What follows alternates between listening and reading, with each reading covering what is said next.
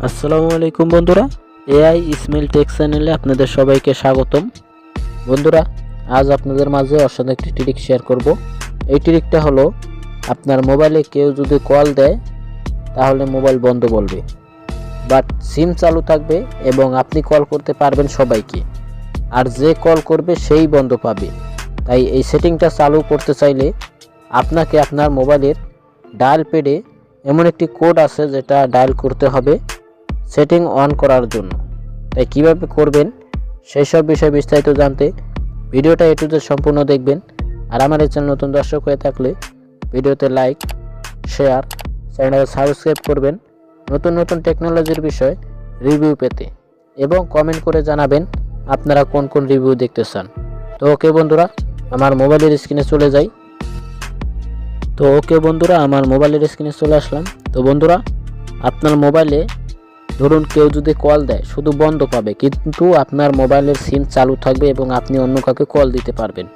তো সেই সেটিংটা চালু করার জন্য আপনাকে কিন্তু আপনার যেই নাম্বার ডায়াল প্যাড আছে সেখানে চলে যাবেন।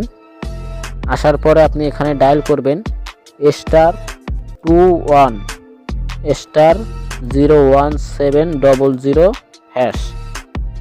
এই লেখাটা লিখে এই নাম্বারটা উঠিয়ে আপনি ডায়াল করে দিবেন যেই সিমে চালু করতে চান। ঠিক আছে, দেখুন আমার কিন্তু এই সেটিংটা অলরেডি এই যে চালু হয়ে গেছে, লেখা আছে call following register was successful. এখন কিন্তু আমাকে যদি কেউ ধরুন কল দেয় তাহলে আমার এই সিমটা বন্ধ দেখাবে, বাট আমি কিন্তু কল করতে পারবো। আমার সিমে কেউ যদি কল দেয় সেটা কিন্তু বন্ধ দেখাবে, আমি কিন্তু সেটাকে কল দিতে পারবো, আর সে কিন্তু বন্ধ পাবে। আর উপরে কিন্তু দেখুন এই সেটিংটার কিন্তু একটা নোটিফিকেশন আছে, যেটা আর কি আপনার এই সিমে দেখা যাবে যে আপনি এই সিমে এই সার্ভিসটি চালু করেছেন।